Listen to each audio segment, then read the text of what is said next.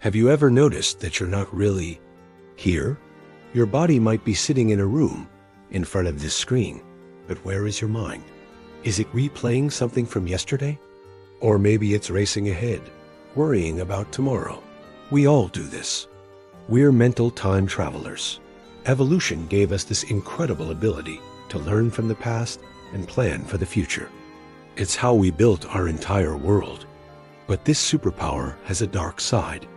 It constantly pulls us away from the only moment that's actually real, right now. We end up feeling like life is always happening somewhere else, at some other time. This creates a constant, low-grade dissatisfaction, a kind of chronic absence from our own lives. So, why do our minds run away from the present? And more importantly, how can we come back? Today, we're going to explore this psychological time trap and learn how to reconnect with reality itself. It all starts with something called the default mode network. Think of it as your brain's autopilot. When you're not focused on a specific task, your brain defaults to this mode. And what does it do? It thinks about itself. It replays memories, creates what-if scenarios, daydreams, and worries. This network is where we write the story of me. This was essential for survival. Our ancestors analyzed past hunts and planned for future winters. The problem is, our modern world constantly triggers this network. An email, a social media notification, a bill, each one sends our minds spinning between past regrets and future anxieties. This mental ping pong is the root of so much of our stress.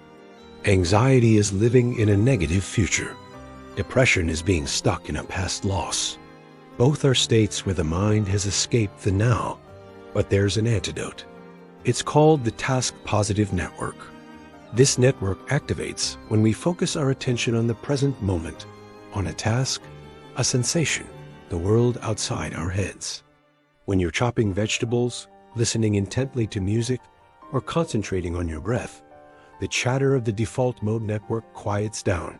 Your mind anchors itself to reality. So, how do we switch to this focused mode more often? We can't just tell our minds to stop wandering. That's its nature. But we can use simple, concrete anchors to gently guide it back to the present. The first and most powerful anchor is your body. Your body is always here now. It can't be in the past or the future. So, bringing your attention to your body is the quickest way back. The ancient practice is simply observing your breath. Don't change it, just feel it. Feel the air at the tip of your nose or the rise and fall of your belly.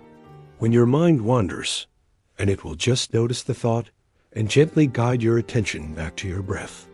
This isn't about achieving perfect focus. It's about the practice of returning. You can also focus on the feeling of your feet on the floor or any tension in your muscles. The body is the strongest anchor to the present moment. The second door to the now is through your senses. Our minds love to work with words, labels, and stories. To quiet this, we can immerse ourselves in raw sensory data. When you sip your coffee, don't just think this is good coffee. Instead, truly experience it. Feel the warmth of the mug, see the steam, notice the aroma. What does the first sip actually taste like on your tongue? When you hear a sound, listen to it as pure sound, without labeling it. What's its pitch? Its rhythm? This practice silences the storytelling part of your brain and activates the part that processes direct experience. It's like hitting a reset button for your mind. The third door is the state of flow.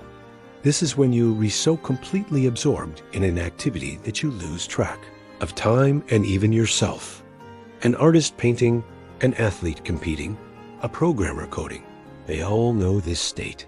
In flow, there's no room for anxiety or regret. All of your attention is on the action itself. You don't have to be a creative genius to find flow. The key is to find a task that slightly challenges your skills. If it's too easy, your mind gets bored and wanders.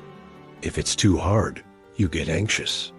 But that sweet spot, solving a puzzle, trying a new recipe, learning an instrument, demands your full attention and anchors you firmly in the present. Beyond these practical techniques, there's a deeper philosophical shift that can help. Physics tells us time is a dimension, but in our actual experience, only the present moment is real. The past is just a memory of a now that's gone. The future is an imagination of a now that hasn't arrived. Both exist only as thoughts happening in the present. As spiritual teachers like Eckhart Tolle point out, our suffering often comes from resisting what is. We fight against a past we can't change or a future we can't control. Acceptance, on the other hand, means opening up to this moment exactly as it is. This isn't about being passive. It's about seeing reality clearly, which gives you the power to act wisely. When you see this, life stops being a frantic race from past to future. It becomes a series of profound individual moments. Each now is all there is. This perspective transforms even boring or difficult moments into something you can experience with curiosity instead of resistance. So, how do we actually do this in our busy lives? Can we stay perfectly in the now all the time? Of course not. The goal isn't perfection. The goal is intention. There's no failing here, only awareness. The very moment you realize your mind has drifted off, that's the victory. That's when you switch off the autopilot. You might drift away again a second later, and that's okay. What matters is building the muscle of returning. Start with small rituals. Savor the first sip of your morning coffee. Feel your feet hitting the pavement on your way to work. When someone you love is talking, just for a moment, stop planning your reply and truly listen. These tiny moments are acts of rebellion against your mind's chronic time travel. The past and future are useful tools, but they shouldn't be our masters. Our master is the awareness that is here now.